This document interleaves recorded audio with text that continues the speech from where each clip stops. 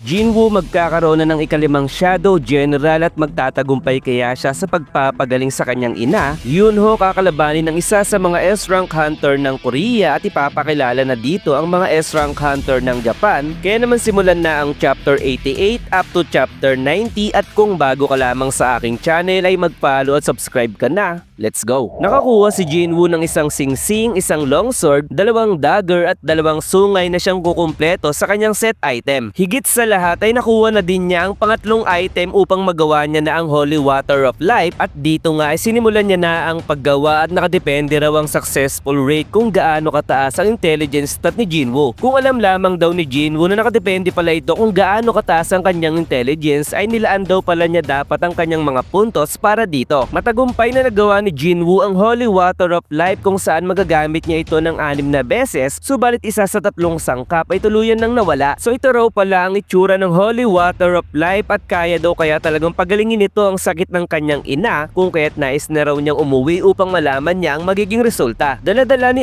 Iron ang bangkay ng Wyvern at sinabi ni Jinwoo na medyo tumatalino na daw si Iron sa kanyang ginawa at dito ay sinabi niya na ang kanyang magic word na Arouse kung saan tumayo at nabuhay ang ugat ng Wyvern. Iniisip muli ni Jinwoo ang pangalan ng Wyvern kanina pero hindi niya ito maalala at wika ni Esil na mukha raw may problema si Jinwoo sa pag-alala ng pangalan. Kaya namang gaya na nangyari kay Kiba ay binigyan niya ito muli ng bagong pangalan bilang Kaisel at natuwa naman si Esil dahil mas mapapadali daw ang kanilang pagbabalik sa kanilang bahay. Gusto na raw umalis ni Jinwoo sa Demon Castle at kailangan pa raw ba niyang bumaba sa bawat palapag at doon ay muli niyang tinignan ang kanyang window upang malaman kung may natitira pa siyang reward. Magkakaroon daw ng party ang Rudder Clan sa oras na sila ay makabalik dahil tiyak daw na magiging masaya ang ama ni Esil samantalang si Jinwoo ay biniyak na ang bato balani upang makuha niya na ang bago niyang kapangyarihan. Natuwa si Jinwoo dahil maaari na siyang makipagpalit ng posisyon kung nasaan ang kanyang shadow at dito ay sinabi niya kay Esil na kailangan niya lang umalis at si Esil na lamang daw ang uuwi ng mag-isa. Dahil nasa floor 80 raw ang lugar kung nasaan ang Rudder Clan ay masyado raw itong malayo para makakuha lamang siya ng reward, subalit magkikita pa rin naman daw sila ni Esil kapag hindi na siya masyadong busy. Biglang nawala si Jinwoo sa harap ni Esil at isang shadow ang nagpakita sa kanya samantalang si Jinwoo ay nakarating na kung saan malapit ito sa kanyang bahay. So yun daw pala ang kakayahan ng kanyang bagong skill at meron itong cooldown ng 3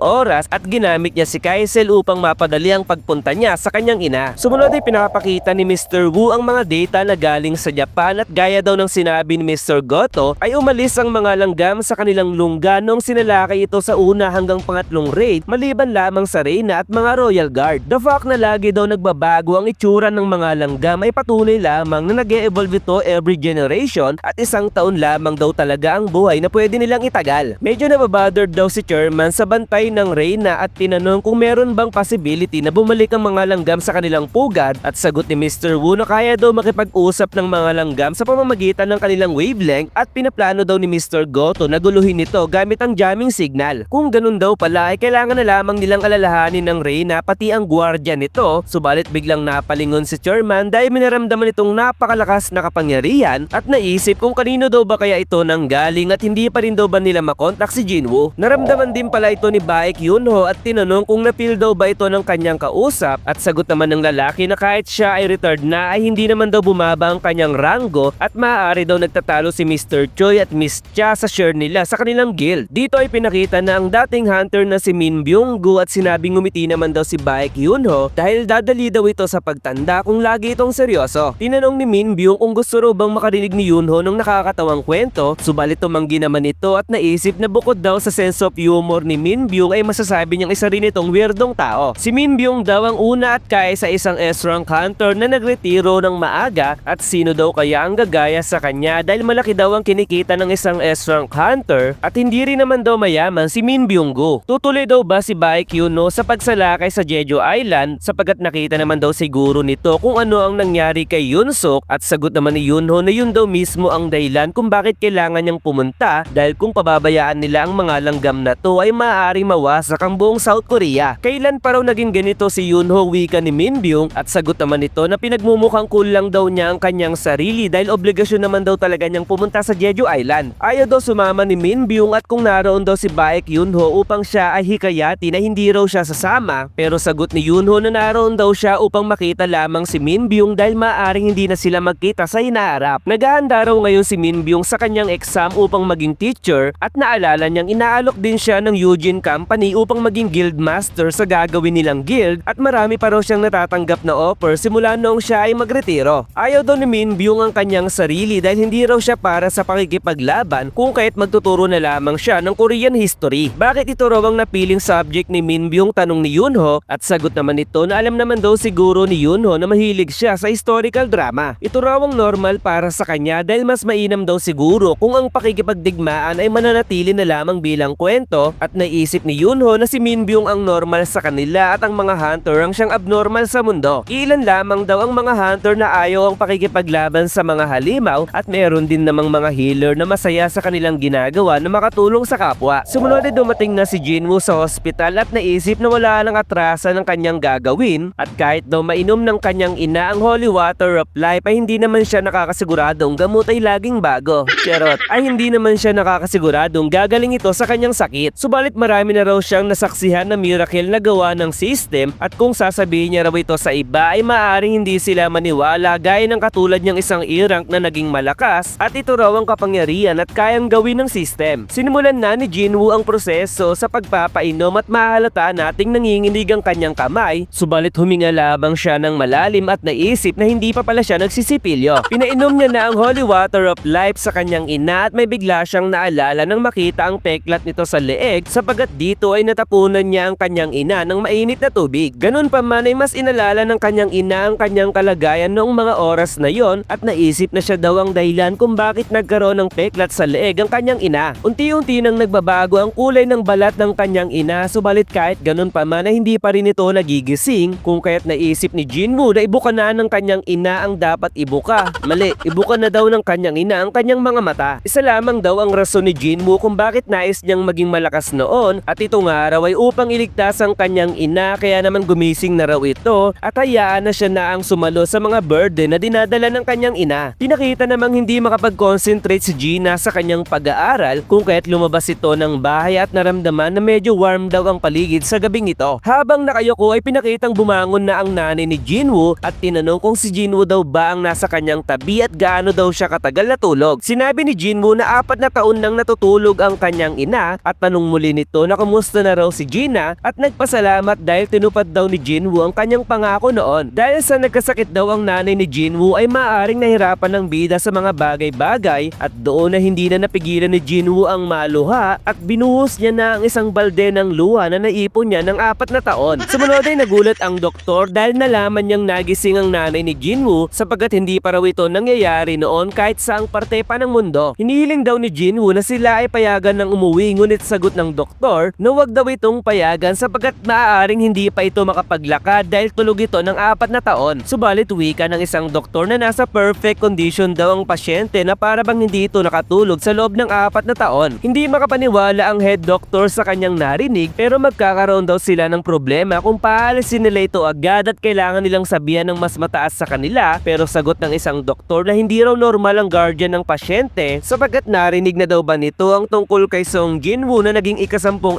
S-rank hunter sa South Korea. Nang marinig ito ng doktor ay biglang nagbago ang kanyang isip at hindi raw nila dapat pigilan ng pasyenteng mabuti naman ang kalagayan kung kaya't kailangan na raw nila itong palabasin ng mabilisan. Dumating na si Gina sa hospital at sinabing ng kanyang ina na lumaki na ito kung ikukumpara dati, samantalang si Gina ay umiiyak dahil sa sobrang tuwa sa bayakap ng maigpit sa kanyang ina. Habang nakatitig ay naisip ni Jinwoo na hindi raw nasayang ang kanyang effort at pakiramdam niya raw ngayon ay nabigyan siya ng reward sa lahat ng hirap na kanyang naranasan. Subalit kahit marami na siyang karanasan sa pagiging hunter ay tila ba pakiramdam niya na may kailangan pa siyang gawin. Habang nakaupo ay tinitignan ni Jinwoo ang mga missed call sa kanyang cellphone at nakita sa balita ang tungkol kay Kaisel na nakitang lumilipad sa himpapawid. Bigla namang tumawag si chairman at sinabing siguro ay alam na ni Jinwoo ang nangyayari dahil kalat na daw ito sa mga balita at naisip ni Jinwoo na mabilis daw kumalat ang tungkol kay Kaisel kung kaya't humihingi ito ng sorry kay chairman. Subalit mukhang hindi yun ang tinutukoy ng chairman, kaya naman sinabi ni Jinwoo na kakagaling lang daw niya sa isang lugar na mahirap ang communication at pupunta na lamang daw siya sa Hunter Association. Pagkalipas daw ng 4 na araw ay pupunta raw sila sa